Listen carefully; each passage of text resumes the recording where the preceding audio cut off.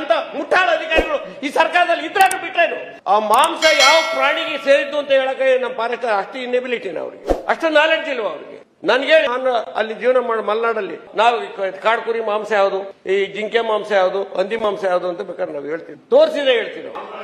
ರೇ ಸ್ವಾಮಿ, ಇದೇ ಕಲ್ಪಿಟ್ನ ಇಂಥವ್ರು ಇಟ್ಟ ಕಲ್ಪಿಟ್ ಹಿಡಿದಾಗ ನಾನು ಅದೇ ಲಾಯರ್ ಆಗಿ ಕೆಲಸ ಮಾಡಿದ್ದೀನಿ, ನಾನು ನೋಡಿ ಪ್ರೂವ್ ಮಾಡಿದಾಗ ತೋರಿಸಿದಾಗ ನಾನು ನೋಡಿ ಹೇಳಿದೆ, ಐಡೆಂಟಿಫೈ ಮಾಡಿದ್ದೀನಿ.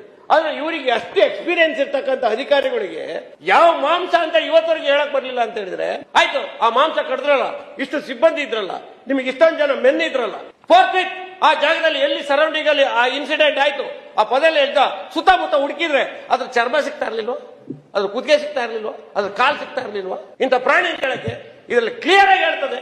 ಯಾವ್ದೋ ಮಾಂಸ ತುಂಬಿ 2 ಚೀಲದಲ್ಲಿ ಹೊತ್ಕೊಂಡ್ಬಂದು ಅವ್ರು ಇಂಥದ್ದು ಮಾಡಿದ್ದಾರೆ ಅಂತ ಹೇಳಕ್ಕೆ ನಾಚಿ ಆಗಲ್ಲ ನಮ್ಮ ಅಧಿಕಾರಿಗಳಿಗೆ. ಸರ್ಕಾರಕ್ಕೆ ಕಪ್ಪು ಮಸಿ ಬೆಳೀತಾ ಇದ್ದಾರೆ ಸಚಿವರೇ, ಸರ್ಕಾರ ಕಪ್ಪು ಮಸಿ ಇದರಿಂದ ಬರಬಾರ್ದು.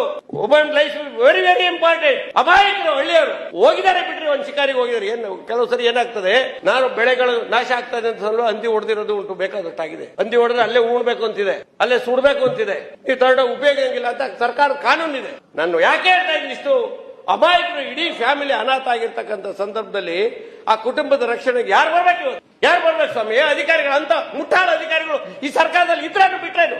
ಮಾನವ ಜನ್ಮ ಅವ್ರನ್ನ ಬಲಿ ತಗೊಳ್ತಕ್ಕಂಥ ಅಧಿಕಾರಿಗಳು ಬೇಕಾ ನಮಗೆ? ಅಂತ ಅಧಿಕಾರಿಗಳು